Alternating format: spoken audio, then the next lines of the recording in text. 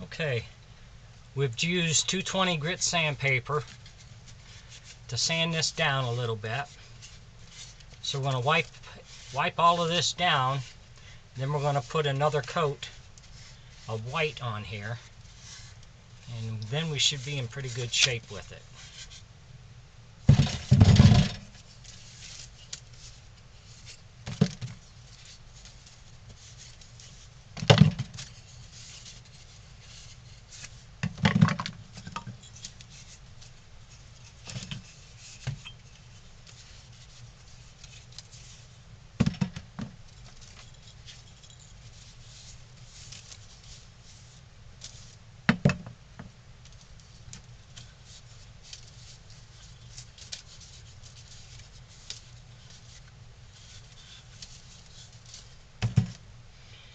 I'm going to use this white paint you can get from